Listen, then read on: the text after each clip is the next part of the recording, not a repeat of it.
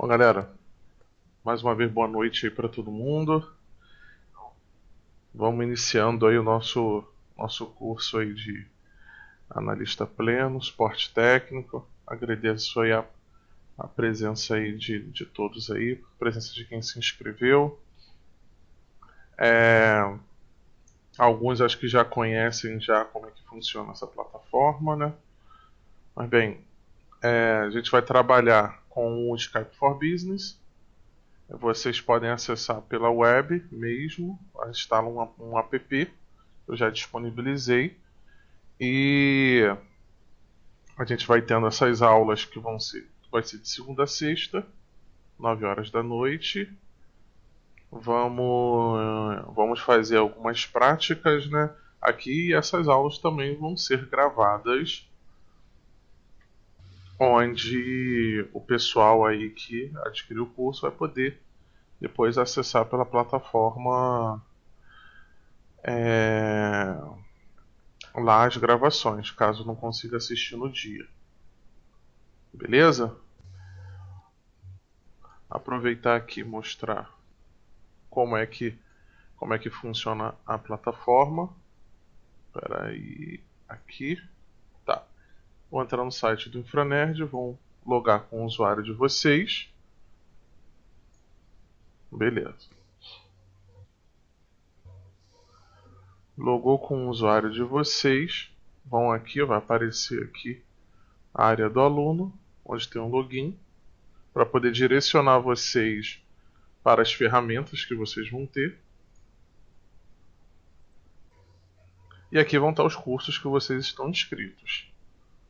Beleza?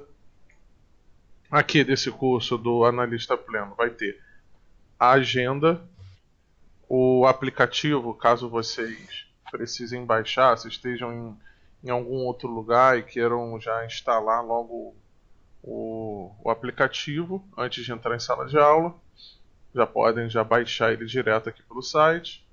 As aulas gravadas, os exercícios que vão aparecendo para vocês fazerem, os programas que nós vamos precisar, e aqui o link com uns links aí que como vocês entraram aí para a sala de aula da semana. Beleza? Tem Show de até... bola. Beleza. Ainda falta eu colocar aqui o do pessoal, conforme depois o pessoal vai preenchendo a lista. Eu vou colocando o pessoal lá para poder acessar a plataforma. Beleza? E aí aqui você já tem acesso aqui, ó, à agenda do conteúdo que vai ser passado.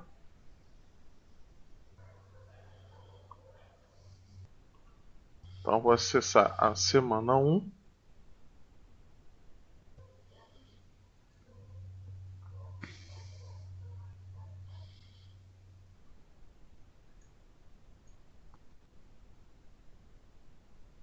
Bem, já vai abrir aqui os conteúdos que vão ser passados nos dias, tá? Isso da primeira semana, depois da outra semana, até formar todas as semanas. Bem, aqui a gente volta.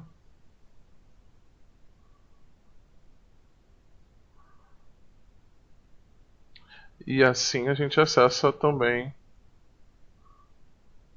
os outros conteúdos também, como aqui, por exemplo, os programas que vocês podem estar baixando.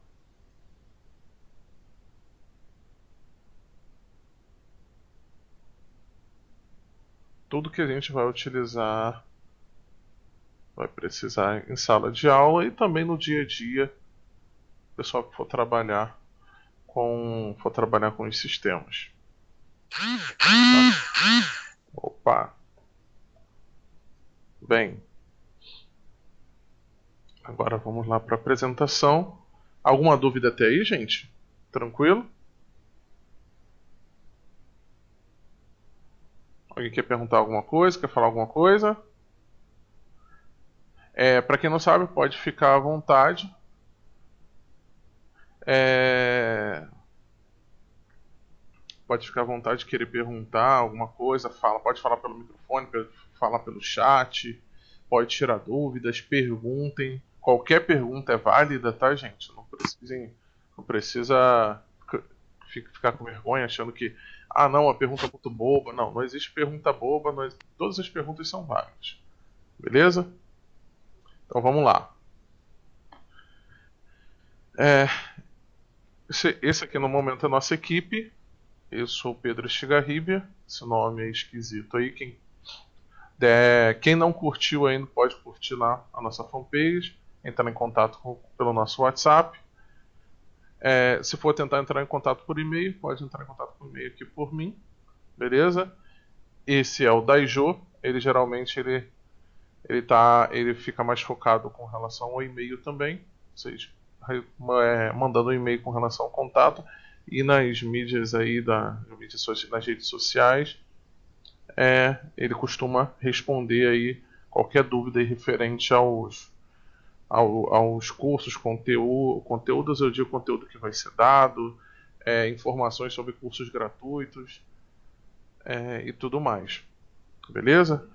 E o Gabriel Mendonça, que qualquer coisa, qualquer dúvida com relação ao conteúdo dado no curso mesmo, se vocês quiserem tirar alguma dúvida, de repente falaram comigo, estão com dúvida em algum assunto que foi dado no curso e não conseguiram falar comigo durante o dia, pode entrar em contato com ele também e com o Daijo também, mas pode entrar em contato com o Gabriel, que o Gabriel aí vai estar tirando dúvidas de vocês aí, vai estar acompanhando. Beleza, galera? Qualquer dúvida, como o Pedro falou, toda pergunta é válida. Pode perguntar aí, tudo. Daijo tá aí? Patrão? Acho que não tá. Eu não vi ele. Não vi na... Não, beleza. Então vamos lá. Vou botar aqui para atrapalhar a aula. Beleza. Vou aproveitar aqui e. Cadê? Conteúdo que a gente vai passar hoje, alguns conceitos sobre virtualização e a instalação de sistemas operacionais, para a gente poder ter uma ideia aí no geral aí dos sistemas que a gente vai trabalhar e tudo mais. Beleza? Ele acaba puxando aqui. Vamos lá. Aproveitando, galera, eu vou mostrar aqui para vocês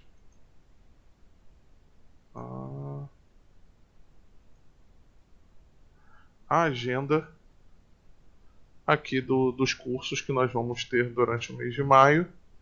Beleza? Nós vamos ter o técnico nível 1 para quem quiser indicar alguém para poder fazer, é um curso gratuito.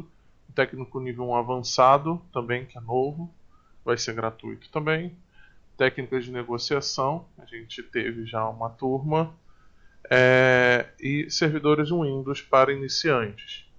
Também, quem quiser participar, todos podem se inscrever nesses cursos aí, também no site. Quem quiser participar também, todos com certificado, esses são gratuitos. O analista pleno, para quem fez a inscrição, e montando uma microempresa de TI. Tá? Que esse daqui vai ser aos sábados. Também, quem estiver interessado, depois entre em contato com a gente aí por e-mail ou pelo WhatsApp. Beleza? Gente, alguém quer perguntar alguma coisa, alguma dúvida? Pode falar sim, não, pode ficar à vontade, gente. Não, tá tudo tranquilo. Beleza. Então vamos lá. Conceito de virtualização. O que é, na verdade, a virtualização, né? Bom, resumindo aqui de uma forma, é uma técnica que permite um sistema operacional rode dentro de outro sistema operacional em geral, independente de qual sistema for utilizar. Ou seja, é uma versão virtual de alguma coisa, no nosso caso, de um sistema operacional. Aí bagunçou tudo agora. Pô, meu, que isso?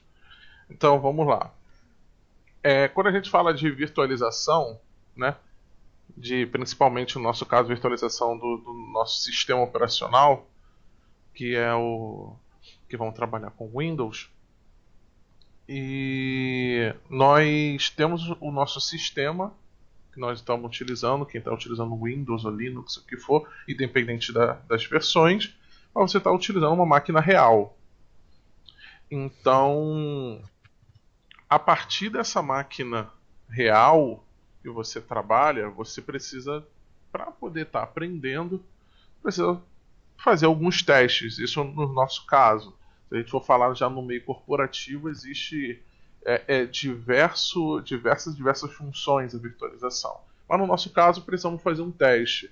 Nós temos, por exemplo, o Windows 7 instalado na nossa máquina e eu tenho curiosidade de saber como é que é o Windows 10. Só que eu tenho curiosidade de saber antes de instalar na minha máquina. Eu só tenho essa máquina. Então, para poder instalar, eu vou ter que arriscar logo instalar de cara para saber como é que é a instalação. Como é que é a instalação, como é que é o uso e tudo mais. E aí tem gente que vai instalar, depois se arrepende, não gostou e aí volta de novo. Bem, com a virtualização, como o próprio texto diz, né, você pega o sistema e transforma ele em uma versão virtual. Na verdade, ele é um sistema operacional dentro do seu sistema real. Mas ele é um sistema totalmente virtual, mas funciona da mesma forma. Então, você consegue ali instalar programas, você consegue utilizar e fazer testes nele, e vamos dizer que ele não vai afetar a sua máquina real. O que você fizer dentro da máquina virtual, dependendo do caso. Tá? Vamos supor, se você for fazer algum teste relacionado a vírus ou alguma coisa assim, e você não isolar essa máquina virtual, ela pode contaminar sim pela rede a máquina real. Então, por exemplo, se vocês forem buscar, e tem muita gente que fica ligado nesse negócio de Deep Web, e aí já nem sabe direito o que é sobre isso e acaba acessando, e aí você vê um monte de fóruns no YouTube que fala que você tem que ter uma máquina virtual, entendeu? Então, com máquina virtual, você fica protegido e você fizer isso. Daí eu ouvi, inclusive, em sala de aula. Ah, porque eu vi que se você botar uma máquina virtual, ninguém te invade. Eu falei, impossível. Se você tem conexão, ainda mais se você ficar dependendo de onde você vai acessar, era uma máquina comum, tá? Sendo que ele é um sistema que está funcionando ali comum. Ali, vamos se dizer que os nossos sistemas eles entendem como mais uma máquina. Inclusive, em rede, ele vai entender como mais uma máquina na rede. Então, mais uma máquina na internet. Então, não é bem assim. Mas, por exemplo, se você for, como eu disse, você vai instalar o Windows 10, vai instalar alguns programas, você pode ir testando. Ali, de repente, instalei um programa errado, deu uma falha. Deu uma falha na máquina virtual. E aí, dando uma falha na máquina virtual, aí tranquilo, não vai afetar a sua máquina real e você vai continuar trabalhando aí de forma tranquila. Beleza? Que aí depois você só pega, reinstala ou exclui ou instala outras máquinas. Isso daí fica a critério aí de quem está fazendo os testes. Beleza, gente? Tá ok, beleza. Alguém quer tirar alguma dúvida aí? Quer falar alguma coisa? Ô Pedro, Só, pode Oi. perguntar. então, qual é a grande. Como que eu posso dizer? Qual é a grande. A grande importância e a grande função da máquina virtual em redes corporativas? Então, nas redes corporativas, né, aí a gente já vai pular um pouco para a parte de rede, mas eu posso adiantar que é o seguinte, né? Hoje nós temos um ambiente corporativo que tem diversas máquinas centrais que nós chamamos de servidores. Isso a gente vai ver bem mais para frente quando a gente estiver na parte de redes. Então, hoje você pode pegar, ao invés de você ter diversas máquinas, onde você tem um CPD, que é onde o CPD é onde fica localizado, vamos dizer que o coração ali de tudo, com relação ao ambiente tecnológico da empresa, né? Fica os servidores, fica roteadores, suítes e tudo mais. Hoje você pode diminuir isso. Então, ao invés de você ter, por exemplo, ali 10 máquinas centrais, são servidores, hoje você pode ter apenas uma que faz, ou duas que façam todo esse papel. E dentro dessas máquinas ali vão ser as máquinas virtuais, né? E essas máquinas virtuais ali vão estar gerenciando da mesma forma que uma máquina real, mas é óbvio que vai ser uma máquina mais robusta. Vai ser uma máquina ali onde você vai poder aumentar a capacidade das máquinas virtuais a um nível que ela pode chegar até seja melhor que uma máquina real que a gente costuma utilizar, até mesmo em casa para testes. Tá? Então, esse é uma das vantagens, porque você pode, além de diminuir o espaço, tem a questão de custo, né? Questão de custo, você acaba gastando menos energia também. Então, isso ajuda bastante o ambiente corporativo. Até mesmo para você poder gerenciar, já fica tudo no mesmo servidor também, na maioria das vezes. Hoje mesmo, um rapaz entrou em contato comigo, que ele estava me dizendo, né, que ele tem 10 servidores virtualizados, e na verdade eles transformaram os servidores, né, eram servidores reais que eles converteram para virtuais, e hoje o gerenciamento está bem melhor. Ele consegue ali ter um controle de como está o ambiente dele, já que está tudo centralizado em uma máquina só. Beleza? Beleza, show de bola. Então vamos lá. Softwares de virtualização. Nós temos o VirtualBox. O VirtualBox é o que nós vamos utilizar, né, em sala de aula. E o VirtualBox, porque eu acho ele mais tranquilo em se trabalhar na versão gratuita dele, né? E ele aceita em diversas máquinas, em diversos sistemas operacionais, inclusive em Linux. É super tranquilo trabalhar com ele. A gente vai ver como é que trabalha com ele. E esses 3 softwares que eu estou mencionando para você são os softwares de solução gratuita, né? Apesar de que o VirtualBox ele é 100% gratuito. O VMware ele também é uma solução de software de virtualização que você instala na sua máquina, mas ele tem a versão gratuita dele, que particularmente eu acho muito fraca, e existe também a versão paga. E a versão paga, obviamente, que ela é bem mais completa.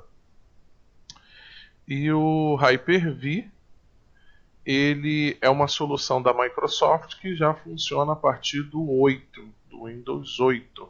No Windows 7 você não tem. No Windows 7 você tem o que nós chamamos de Windows Virtual PC.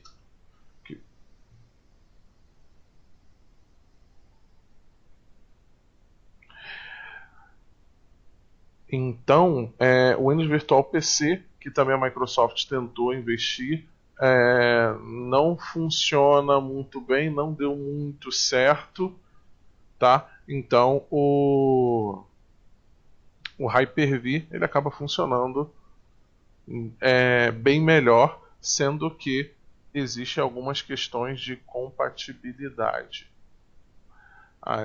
com relação aos sistemas. Aí, vamos passar por um assunto mais avançado. Vamos lá. Primeiro, a sua máquina, na verdade, seu processador, ele precisa ter a função de virtualização. Isso você habilita lá na BIOS da sua máquina.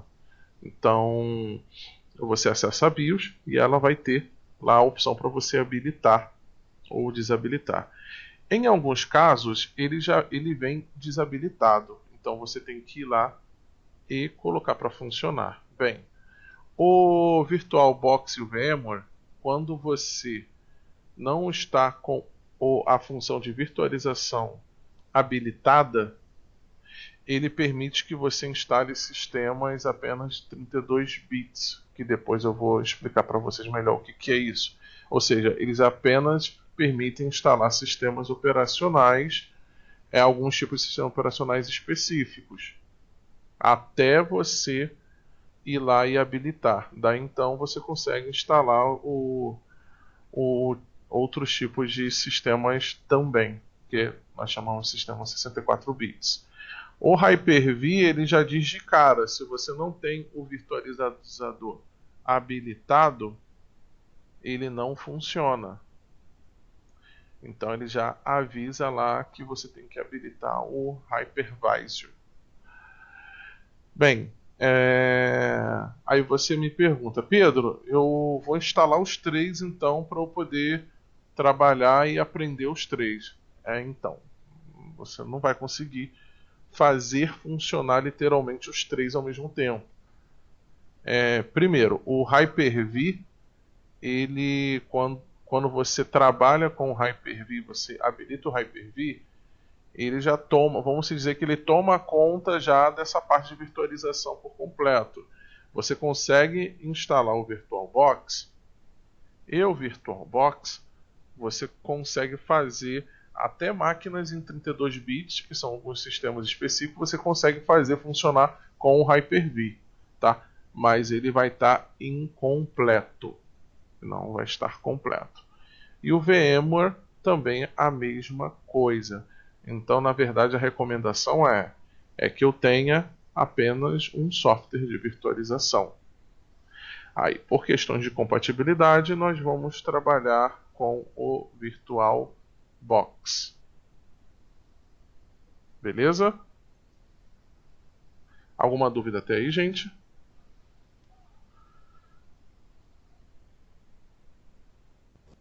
Sem dúvida, Pedro, por enquanto. Sem dúvida, né? Eu lembro que subi bem com isso. Você lembra no começo do curso que eu fiz com você? Sim. Bem, vamos lá.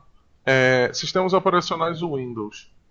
Em questão de virtualizações, de licença e de servidor virtualizado, como é analisado. Não, isso daí já é um assunto já bem abrangente quando a gente fala de servidores virtualizados. Tá? Quando é servidores Windows, tem toda uma licença, tem toda uma questão já, vamos dizer que mais séria, né? Quando a gente fala de licença, mas não muda, vamos dizer que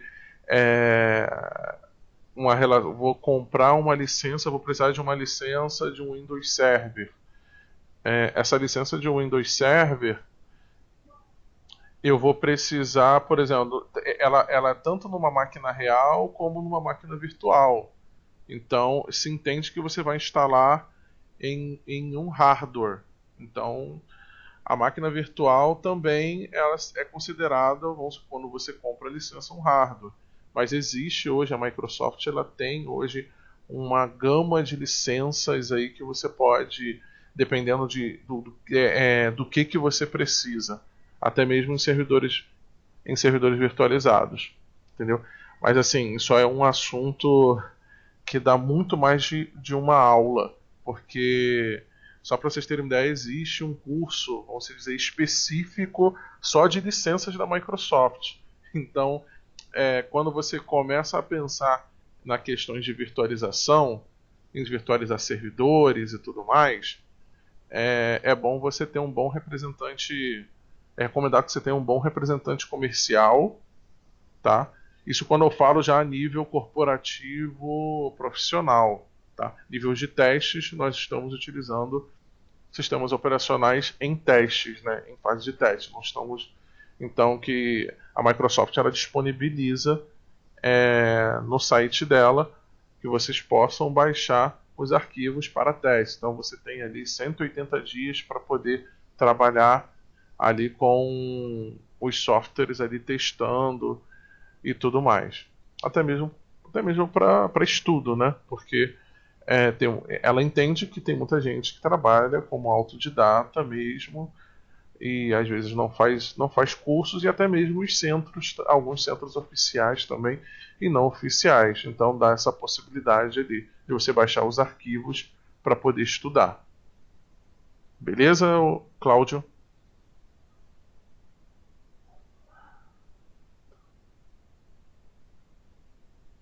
Tranquilo, gente?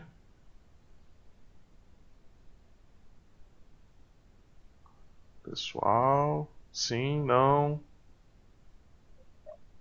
Ah, beleza. Só para eu poder saber aqui que eu tô também se eu tô realmente conectado, o pessoal tá me ouvindo. Bem, vamos lá. Falando no âmbito geral, sistemas operacionais Windows, né? Nós temos algumas versões aqui do Windows, aí só está faltando o Windows 10, né? Mas o Windows 10 que é o mais atual, mas cada sistema aí nós temos o 1.0, 3.11, 95, XP, apesar de termos também outras versões. Microsoft ela tem outras versões até mesmo que não vieram aqui para o Brasil, vamos se dizer, né? E que não tem em português, inclusive. Mas essas são as principais. Aqui, por exemplo, não apareceu, mas muita gente utilizou o Windows 98, o Windows Millennium. É... Nós tivemos também o Windows 8. Ali tem o 8, mas ele tem o 8.1, que é considerado um sistema operacional também. Tivemos o Windows 2000 também, tá? E a Microsoft ela vai evoluindo os sistemas dela. Não sei se vocês sabem, mas a partir de 10 anos, quando se completa 10 anos, a Microsoft ela deixa o suporte do sistema operacional, então o sistema operacional acaba sendo livre, que vocês podem utilizar, porque eles não estão dando mais suporte desse sistema operacional. Então, hoje nós temos o Windows 7, que daqui a pouco também está saindo do Microsoft. Quando eu digo não dar suporte, é que literalmente já não tem nem mais atualizações disponíveis. Então eles já estão focando já em outros sistemas. E o Windows 7 foi um sistema que ainda é muito utilizado.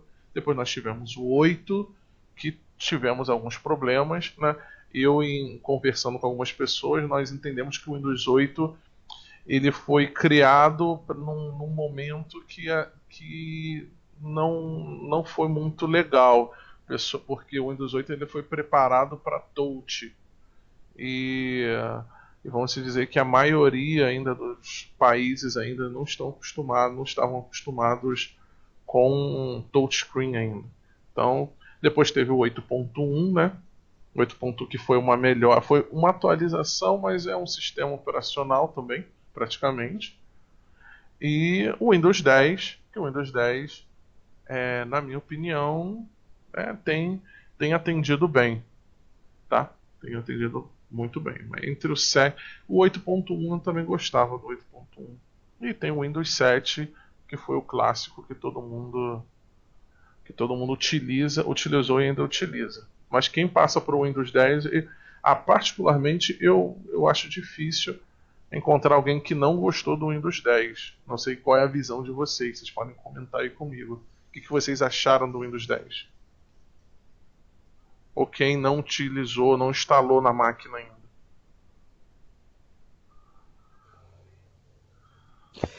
Eu utilizei o Windows 10, porém ficou um pouco pesado na minha máquina.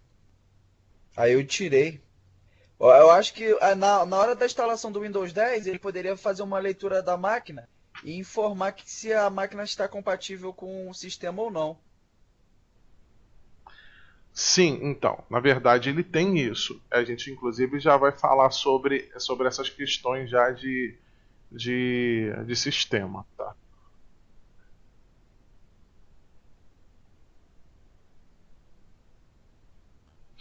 É isso mesmo.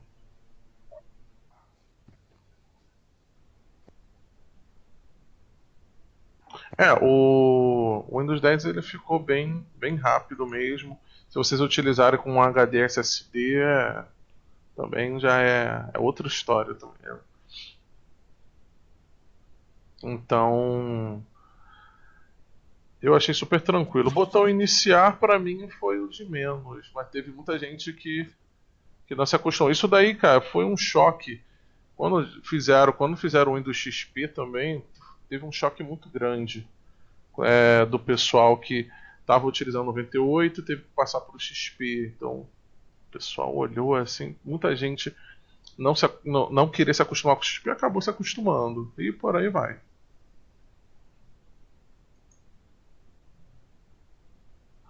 Bem, galera, até aí tranquilo?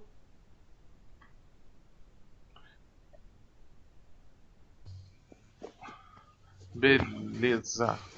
Então, vamos partir aqui para o nosso virtualizador.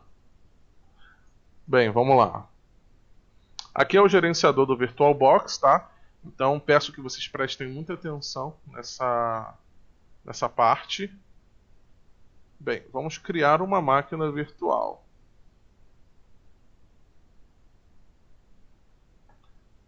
Esse daqui é a forma como você pode criar a máquina virtual em o que a gente chama de modo expert, que ele já configura já logo de cara, não segue um passo a passo. E aqui nós temos o modo guiado, vamos dizer o modo mais fácil, né?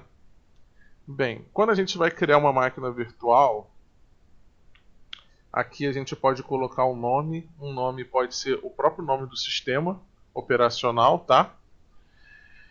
Ele pode ser um nome para você identificar alguma coisa, entendeu? Isso só para você ter uma ideia. E aqui o tipo de sistema que nós vamos utilizar. Você não precisa utilizar só Windows. Você tem diversos outros sistemas operacionais.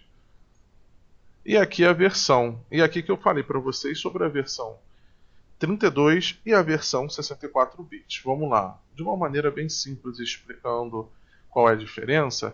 A versão 32 bits, né, de núcleo 32 bits, ele reconhece, por ser uma plataforma antiga, ele reconhece até 3,25 GB de memória RAM. Então ele tem uma limitação aí com o tipo de hardware mais avançado. Então quando você tem o Windows 7, por exemplo, 64 bits, então dependendo da versão do Windows 7, que nós temos a Start, Premium, Home, Professional, você consegue configurar, ou seja, ele consegue enxergar muito mais do que 4 GB de memória. Então você fala, você me pergunta, então, pô Pedro, então eu tenho 8 GB de memória na minha máquina. Desses 8 GB de memória, nesses 8 GB de memória, ele só vai reconhecer 4? Aí eu falo, sim, você vai acessar aqui o gerenciador de tarefas, como por aqui, por exemplo.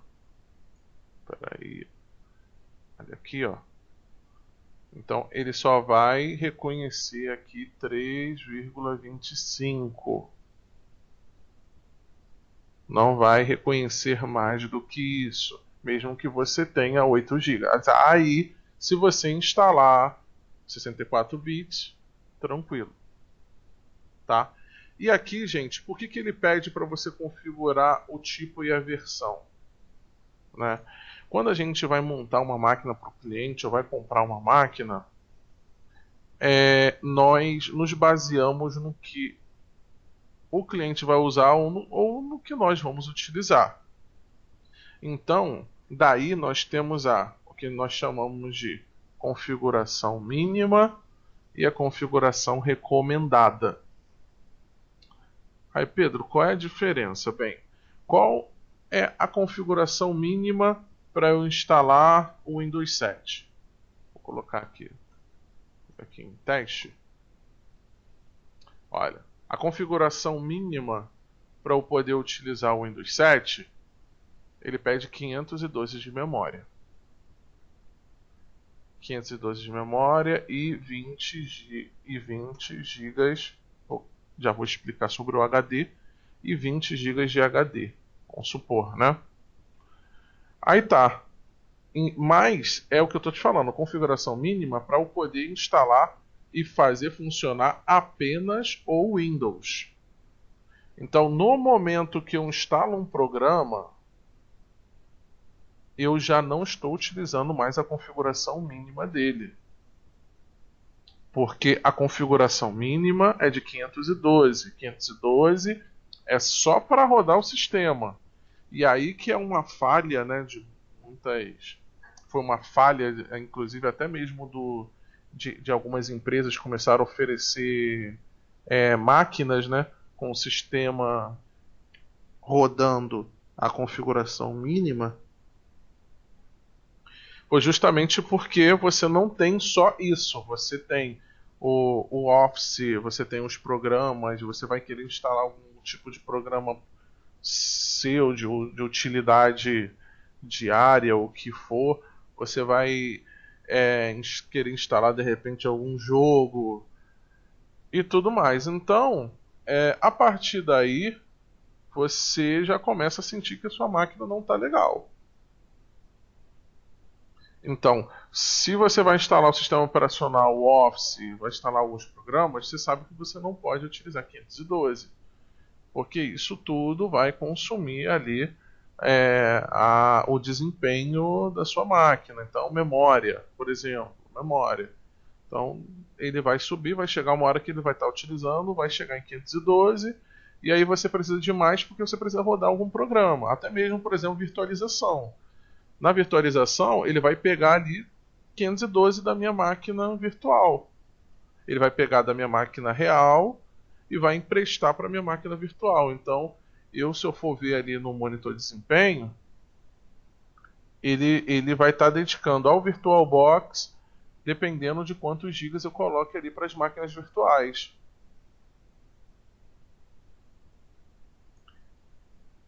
Conseguiram entender, gente? Tranquilo? Galera? Ô Pedro, Oi, fala. e a minha máquina tendo mais memórias de RAM, isso também não significa que ela vai ser mais rápida, certo? Tua máquina tendo mais Tipo memória. assim, Sim, fala. 512 de memória que eu preciso. Sim. Se eu tiver o dobro ou o triplo disso, não significa que ela vai funcionar mais rápido, certo? Não, Ou ela funcionaria mais rápido com a memória maior. Não, por exemplo, vamos lá. Eu tenho 2 GB de memória. O que é, na verdade, nesse caso, é a memória? Vamos lá. Eu vou ligando o sistema ele vai pedindo, ele vai fazendo os pedidos. Olha só, preciso subir esse serviço. Eu preciso subir isso. Então ele vai pegando e vai comendo memória. Vai comendo memória. Vai comendo memória. Vai pegando memória, processador. Então, qual é a diferença? Memória para poder abrir os programas e tudo mais. O processador é justamente para ele rodar ali de uma forma legal. Para ele estar processando ali todos os dados ali do sistema e tudo mais. Então, ou seja, não adianta você ter, vamos supor, uma máquina, que nem um cliente que eu atendia ano passado, pô, ele tinha 8 GB de memória na máquina dele, mas ele tinha um processador Celeron. Então, assim, ele conseguia, vamos supor, abrir um programa específico lá, um AutoCAD, mas o funcionamento do AutoCAD era lento. Por quê? Porque precisava de processamento.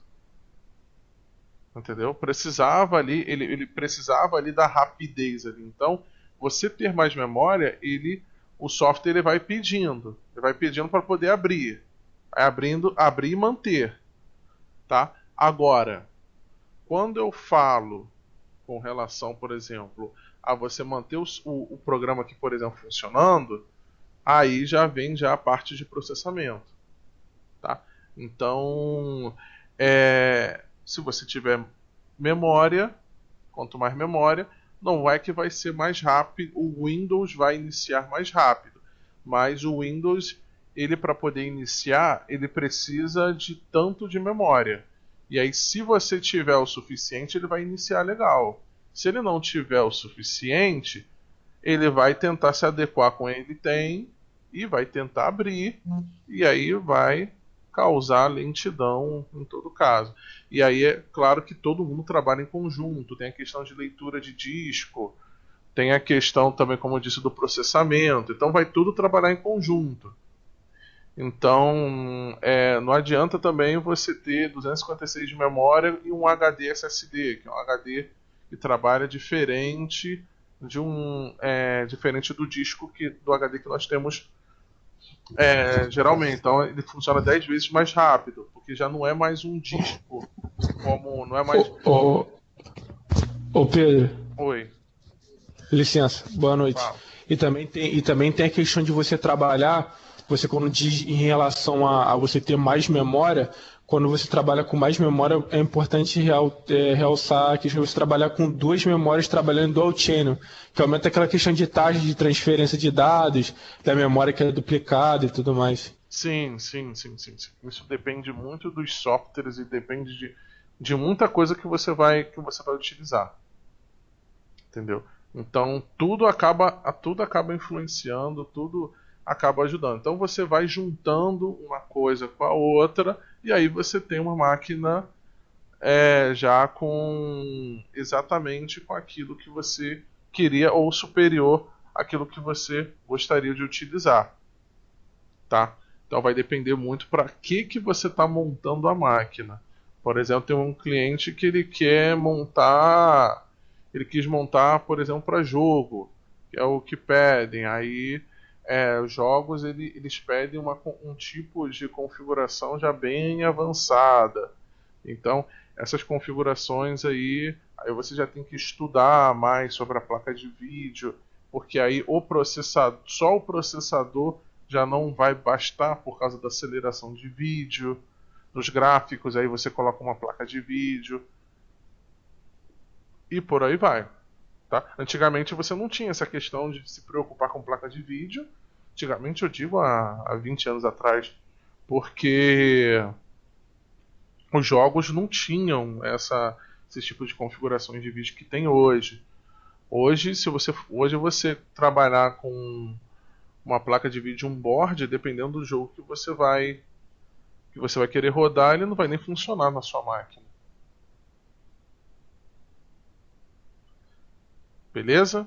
Ô Pedro, tem em relação também a questão de muita gente que se engana em relação à questão de você até já explicou ao sistema operacional, que muita gente, vejo muita gente em muita empresa que você vai, a galera trabalhando com 4 GB de RAM na máquina e rodando um sistema operacional tipo um Windows 10, que entra a questão do requisito recomendado e uma configuração específica para ter aquele determinado software. Sim. Então, por exemplo, se eu for configurar o Windows 10 ele pede ali a configuração mínima. A configuração mínima do Windows 10 é 2 GB de memória. Então ali, beleza, tenho 2 GB de memória para funcionar o Windows 10. Mas eu não vou ter só o Windows 10 instalado. Então eu tenho 4 GB de memória. Aí 4 GB de memória, dependendo do que você for fazer, já vai rodar legal. Mas eu particularmente, né, eu hoje, Pedro, acredito que uma máquina hoje para poder rodar de uma forma tranquila, ela pelo menos uns 8 GB de memória eu acho que seria o suficiente, tá? Para mim, eu digo para mim, entre para nós que trabalhamos com isso, hoje, o mínimo para quem trabalha com isso, e até mesmo do uso pessoal, né? Dependendo, porque eu já vi gente, às vezes, trabalhando e tá com o Google Chrome aberto e tá com 20 abas. Eu sei que não tem necessidade, mas o cara quer deixar ali as 20 abas ali. Então, dependendo ali do que ele está fazendo, aí tem o Office, aí tem isso, aí tem aquilo, tem um monte de coisa aberta. Então, pelo menos hoje, uns 4, o mínimo seria hoje recomendado para você ter uma máquina 4 GB de memória. E pelo menos recomendado 8. Isso eu estou dizendo ao meu ver, né? Claro que tem o sistema que ele recomenda. Mas eu acho que hoje, em 2017, eu acho que não sai hoje tão caro você ter uma máquina com 4 GB de memória. E não sai também tão caro você ter uma máquina com 8. Então, se puder ter 16, melhor ainda. Galera, alguém quer falar alguma coisa? Tranquilo?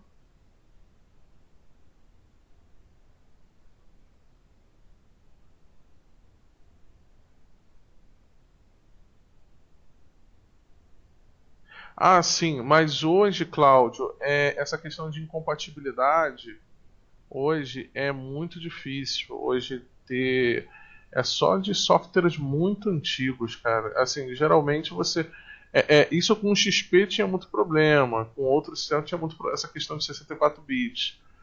Na verdade, com o Windows Vista, o Windows 7. O Windows 7 foi clássico começar a ter diversos problemas devido aos 64 bits, que foi quando literalmente começamos a utilizar sistemas de 64 bits. Tá?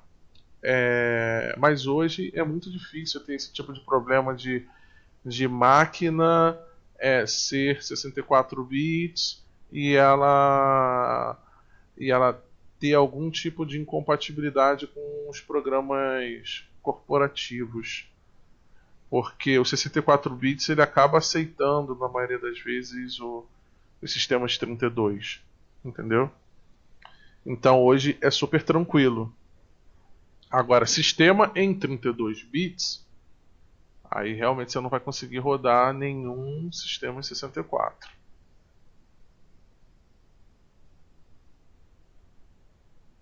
Beleza, galera? Então, vamos lá. Beleza. Tá. Então, nós vamos criar aqui o nosso disco virtual. Ele recomenda utilizar 25 GB, né? E bem, vamos lá. Nós temos aqui os tipos de arquivos do disco rígido. Bem, nós temos 3 tipos de discos aqui. Nós temos o VDI, que é do próprio VirtualBox, o VHD que geralmente você abre em Hyper-V, né? Você abre pelo que é da Microsoft, né? E o VMDK, que é um tipo de extensão do VMware. Mas aqui a gente pode deixar padrão. Isso daqui caso você queira pegar o HD virtual e colocar no Hyper-V, por exemplo, eu posso vir aqui e deixar compatível, vai rodar tanto o HD, vai rodar tanto aqui, como vai rodar também uma máquina Windows. Uma máquina, na verdade, uma máquina com Hyper-V. Avançar. E aqui eu tenho o dinamicamente alocado e o tamanho fixo. Bem, qual é a diferença do tamanho do dinamicamente alocado e do tamanho fixo? O dinamicamente alocado, ele começa com um espaço bem pequeno, vamos supor, alguns kbytes ou 1 mega. Independente do tamanho que você criar. Se você criar um HD, um HD virtual com 500 GB, ele só vai começar com alguns megas porque você não colocou nada ainda dentro dele. Então, conforme você vai instalando os programas, o sistema, ele vai expandindo até chegar o valor que você mencionou. Então, até chegar, por exemplo, 500 GB. Se você não utilizar tudo, ele não vai ocupar isso tudo de espaço dentro da sua máquina.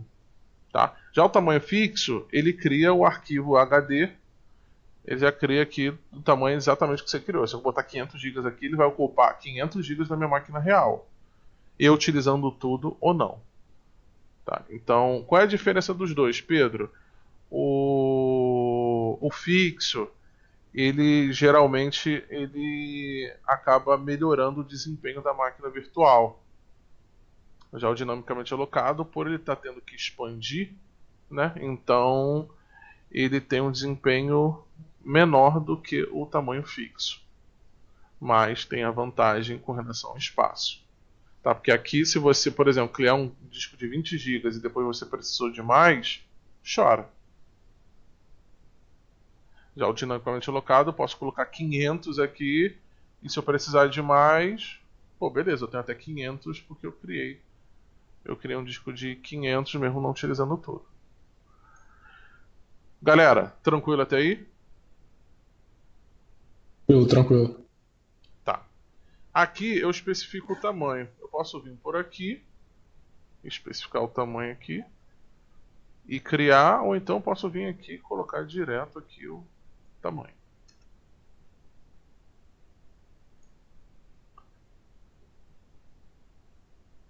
E aí, beleza, criei aqui a minha máquina. Bem, se eu quiser, eu posso vir aqui, remover. E existe uma questão aqui que o pessoal sempre se confunde, tá?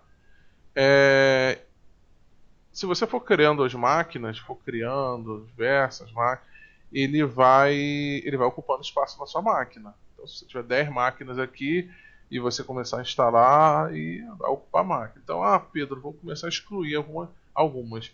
Então, se você clicar em apenas remover apenas, ele só vai sumir daqui, mas os arquivos vão continuar ainda na sua máquina. Então, se você quer apagar definitivamente, você tem que vir aqui e apagar todos os arquivos.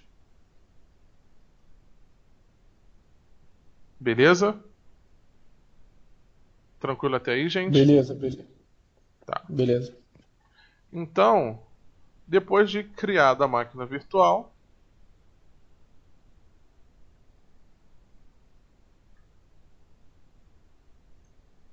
ele aqui, ele já me indica aqui qual...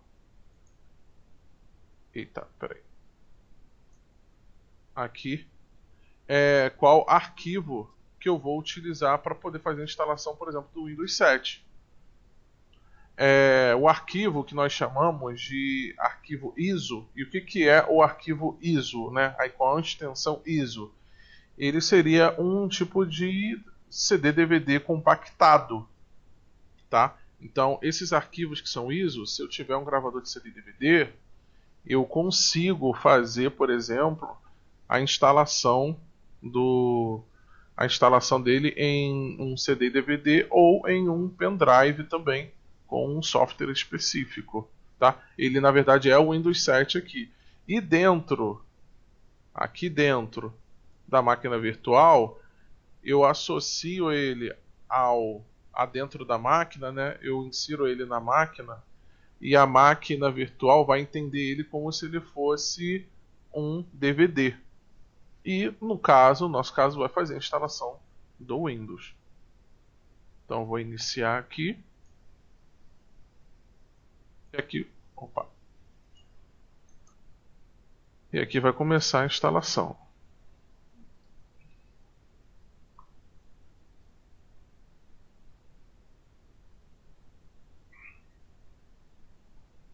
Ô Pedro, só uma dúvida que eu tenho. Sim. Há a possibilidade de criar máquinas virtuais dentro da máquina virtual? Tem como fazer uma doideira dessa? Oi? Então, cara, Tem como fazer uma doideira? tem. Cara, então, no momento que você está utilizando o Hypervisor, é a função de virtualização, você está utilizando ele, assim, ele é único. Então, você não consegue colocar aqui agora, vou tentar instalar dentro dele eu vou instalar o Hyper-V para poder criar uma outra máquina virtual aqui dentro, entendeu? Não tenho, eu não consigo fazer isso justamente por causa da função de virtualização. Entendi. Iria virar um loop infinito. né? Beleza? Então, galera, aqui a instalação do Windows 7 ela é bem tranquila, tá? Eu não vou passar toda a instalação, só vou deixar o principal, né, o básico, para o pessoal ter uma ideia. Aqui eu escolho os sistemas, tá? Para quem só para dizer, esses sistemas aqui, eles são sistemas bem básicos, tá? Que é o Starter, o Home Basic e o Premium. Então, geralmente ele vem em algumas máquinas, em algumas máquinas que já são, como é que eu posso dizer, em máquinas domésticas mesmo, quando você compra em algum local, Casas Bahia, Ponto Frio, o que for, ele vem com algumas desses sistemas operacionais, tá? O Professional já é um sistema já mais voltado às funções, na verdade, dele, já são todas habilitadas para o corporativo, entendeu? Então, é recomendado que você trabalhe sempre com um professional. O professional acaba sendo, vamos se dizer que mais completo. Beleza até aí? E o Ultimate? Ultimate ela é uma versão já bem mais completa, já vem diversas funções com funções de segurança, inclusive, né? Existe na verdade também o Enterprise, mas o Enterprise ele é corporativo. E o Ultimate e o Enterprise é praticamente a mesma coisa. Só que o Ultimate você poderia comprar ele, você como pessoa física você poderia comprar ele, o Enterprise não. Tá? Por exemplo, o Ultimate ele tem uma função onde você pode transformar o teu pendrive em um token. Ah, como assim? Eu vou ligar minha máquina e eu vou transformar o pendrive nesse pendrive em token. Eu só consigo iniciar o meu Windows, tá? Se eu colocar esse pendrive. Esse pendrive ele tem uma chave e aí dentro dessa chave aí ele lê a criptografia e aí inicia. Como forma de segurança. Como forma de segurança. Aí, claro, é bom você ter guardado. Ele te passa, né, também uma cópia, né, de uma chave, de tipo uma senha. E caso você perca, se eu não me engano, são 256 caracteres. Caso você perca o pendrive. Então você digita aí. O brabo vai ser se você digitar alguma coisa errada, já era, né? Tem que digitar tudo de novo. Então é bom que você não perca então o pendrive, no caso. Esse daí no caso eu estou dizendo o pendrive, mas tinha alguns notebooks que tem uma função chamada o TPM, que era praticamente isso, onde essa chave ela ficava guardada ali, né? E aí só com essa chave você consegue. Só que questões de segurança. Também tem outra coisa também. Por exemplo, o Ultimate, quando você instala essa função, você não consegue, por exemplo, tentar copiar. Você vai tentar tirar o HD e vai tentar copiar copiar algum tipo de arquivo, alguma coisa assim. Não dá, ele está criptografado. Entendeu? O disco todo ele está criptografado. Então tem essas questões aí que eu acho muito bacana. Bom, vamos lá. Professional. Vamos parar um pouco para poder ler o contrato. Pronto. Ai, ai. Acabou. E bem, vamos lá. Tem muita gente que me pergunta o que é essa atualização. Essa atualização aqui era o seguinte: eu tenho uma versão, por exemplo, Professional e eu quero a versão Ultimate. Então, a versão Ultimate, eu não vou precisar formatar a máquina para poder instalar o Ultimate. Eu posso simplesmente com a chave do Ultimate, eu posso fazer uma atualização aqui e vamos dizer que ele vai completar com todas as funções e recursos que o Ultimate tem. Tá? Mas óbvio, como ele diz aqui, é recomendável você fazer um backup caso dê algum problema.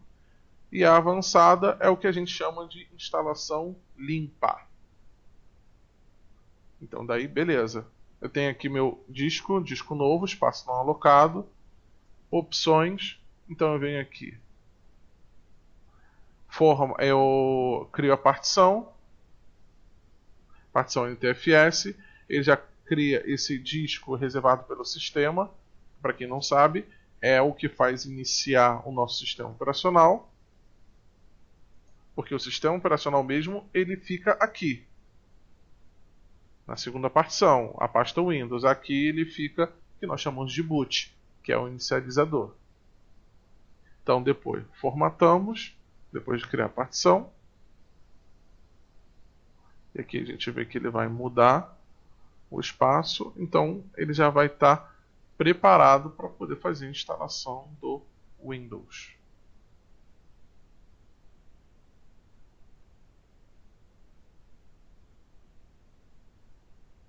Beleza? Vem aqui e aí já começa a instalação.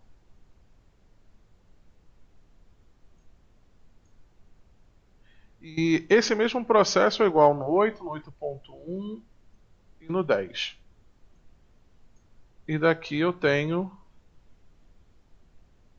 aqui, opa,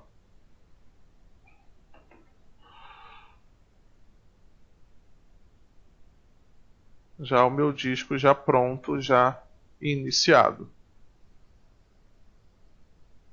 Aí beleza. Aí falou, Pedro, a tela fica pequena, né? Então, ela fica pequena porque você não chegou a instalar o que nós chamamos aqui de inserir imagem de CD dos adicionais para convidados. Ou seja, né, vamos dizer que ele vai instalar os drivers da máquina virtual. Então, eu instalando os drivers da máquina virtual, ele vai habilitar mais recursos, inclusive o vídeo. Então, essa tela acaba ficando maior. E aí, você colocando por exemplo, aqui no modo tela cheia, no modo tela cheia com esse recurso instalado, então ele dá literalmente a impressão de que você está utilizando ele na máquina real. No caso do Windows 7, nós instalamos, como eu disse, para testes. E como você viu, como eu coloquei só 512 aqui nessa máquina, né? Então ele acaba rodando de uma forma um pouco mais lenta, também porque é apenas 512. E aí vai depender também de quanto de memória que a gente tenha e tudo mais. Porque existe um limite também para você fazer instalação de máquina virtual. Por quê? Porque a sua máquina real ela também precisa de memória. Então não adianta você tem 8 GB de memória, aí você sai colocando ali, você quer colocar 7 máquinas virtuais com 1 GB. Pô, mas isso é a máquina real. Sua máquina real, ela tem um mínimo ali que ela precisa ali para funcionar. Não só ela, como também os softwares. Tem muita gente que estava reclamando que a máquina real estava ficando lenta na hora de estar trabalhando com máquina virtual. Mas é porque na hora que o cara ele tem ali 4 GB de memória, e aí ele está com 2 máquinas virtual, está com o Chrome aberto, está com tá com outro navegador aberto, tá com outro programa aberto, tá com um monte de coisa aberta. E aí realmente ele vai começar a puxar memória também, de não só ali como eu posso dizer, não só a máquina virtual, mas os sistemas e todos os outros programas que você tenha ali instalado. Então aqui, ó, eu vou executar aqui o ZBox, o VBox.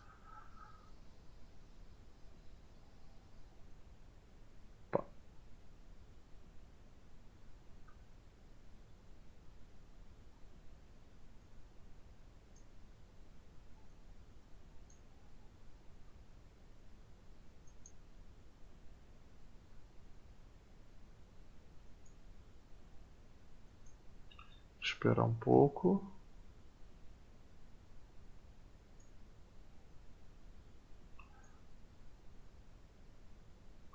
Até ele aparecer.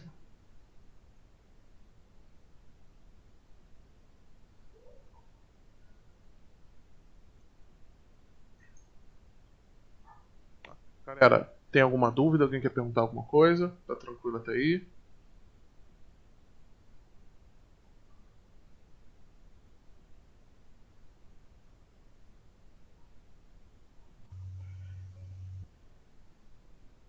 Enquanto isso, vou compartilhar aqui com vocês.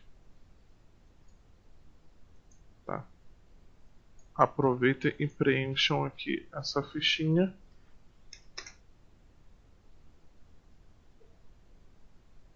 Aqui, ó, no chat, é só clicar e preencher o formulário. Aí pronto.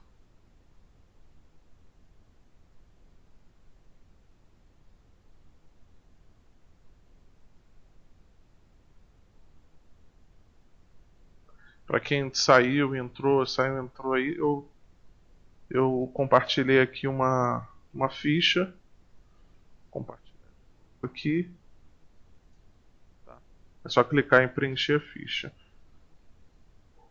Então, gente, eu vou instalando aqui os adicionais. Depois ele vai pedir para eu reiniciar a minha máquina. E aí a gente vai ver que ele vai estar depois com um vídeo maior.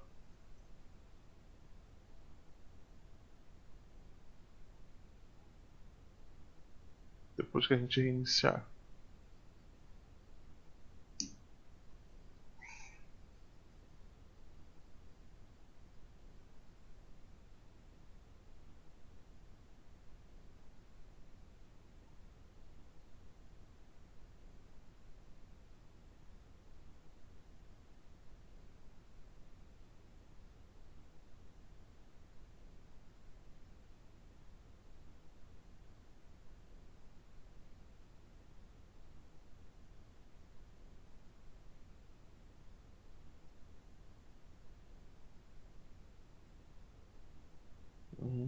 Aqui, instalar sempre, ele vai instalando alguns softwares.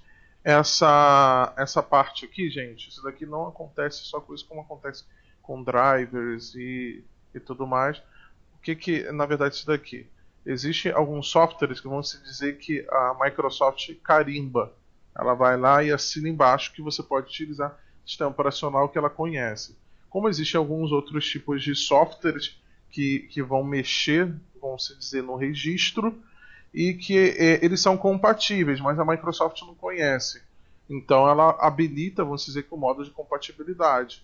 Então você está dizendo que você confia, mas a Microsoft não conhece.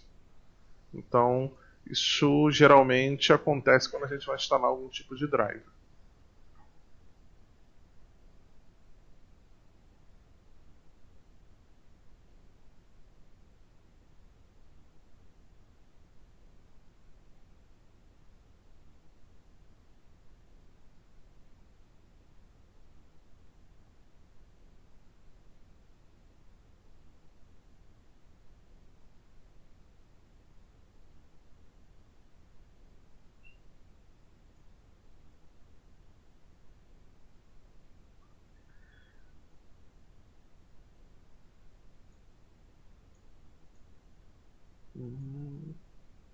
Opa. Tá, então, gente, isso daqui acontece, essa instalação aqui, não só no Windows, tá? Então, no Linux também, se a gente for instalar, dependendo do sistema também, a gente vai, como eu posso dizer, a gente vai precisar instalar isso se você quiser que funcione, no caso, 100% a máquina virtual com todos os drivers instalados e tudo mais.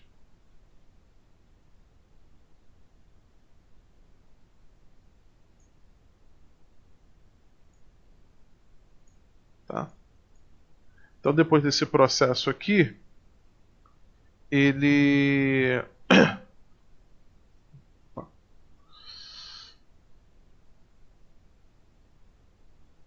ele inicia. E claro, muito importante também, você não precisa,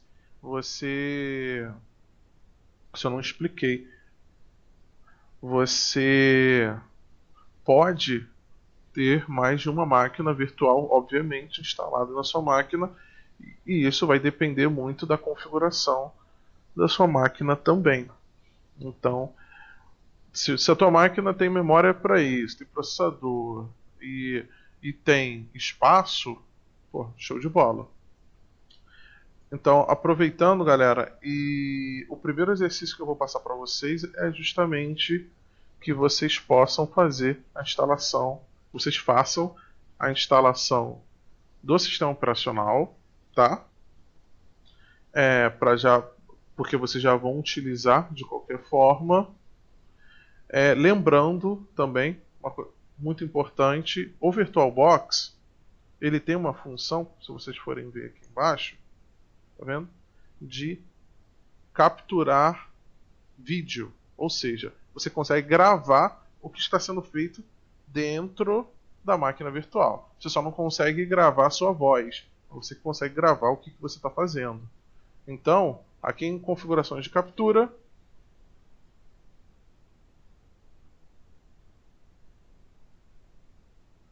eu venho aqui em habilitar captura de vídeo. Aqui eu já posso configurar a qualidade do vídeo, taxa de frames, o tamanho da tela. Se vocês forem instalar os drives, aí vocês vão ter que colocar conforme o tamanho da sua tela que vocês têm aí na casa de vocês, tá? Aí você tem que configurar aqui o tamanho da tela também. No caso, está no tamanho padrão, porque justamente ele está trabalhando com esse tamanho. E aqui é o arquivo. Ele geralmente fica já dentro da máquina virtual, ó, se vocês forem dar uma olhada. Mas vocês podem escolher um outro local, aonde vocês quiserem. E aqui a extensão do vídeo. Vocês podem colocar aqui em .avi, .mp4, tá? Eu boto em .avi, que é a extensão de vídeo já padrão. Beleza? Galera, Show. ficou alguma dúvida aí? Todo mundo tranquilo? Tranquilo. Então, Moisés, Cláudio, Emerson, Edgar, Túlio, tranquilo? Gabriel? Tudo no esquema, tudo tranquilo. Calma. Tá. Então, galera, eu vou parar aqui. Parece que deu uma travadinha aqui, mas